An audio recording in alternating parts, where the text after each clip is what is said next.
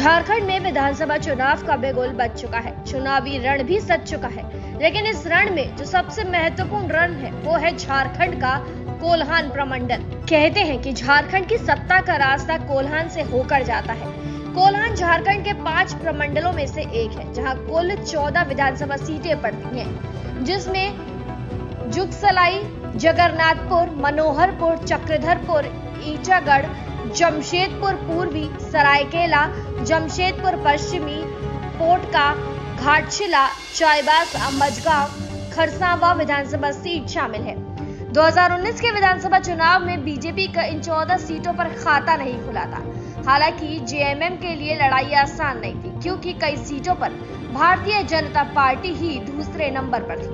बहुत ही कम अंतर से कई सीटों पर चुनाव हारी थी। हालांकि इस बार कोल्हान के टाइगर कहे जाने वाले चंपई सोरेन बीजेपी के साथ हैं, तो ये पार्टी को जरूर उम्मीद होगी कि इन 14 सीटों पर चंपई सोरेन संकट मोचक का काम करेंगे।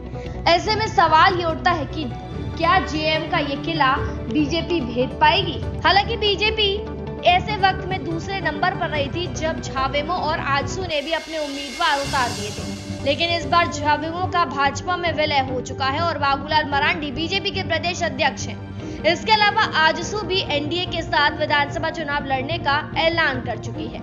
वहीं जदयू और चिराग पासवान की लोजपा भी बीजेपी के साथ है। ऐसे में बीजेपी महागठबंधन के मुकाबले में ज्यादा ताकतवर नजर आ रही है। बीजेपी उन सीटों पर जरूर जीतने की कोशिश करेगी जहां आजसू और जेवीएम के चलते वो दूसरे नंबर पर थी।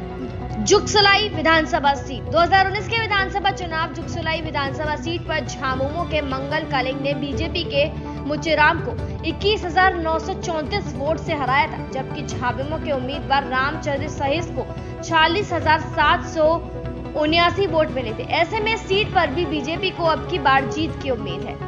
फिलहाल जानकारी में इतना ही। तमाम ऐसी वीडियोस के लिए जरूर सब्सक्राइब करें न्यूज स्टेट बिहार झारखंड।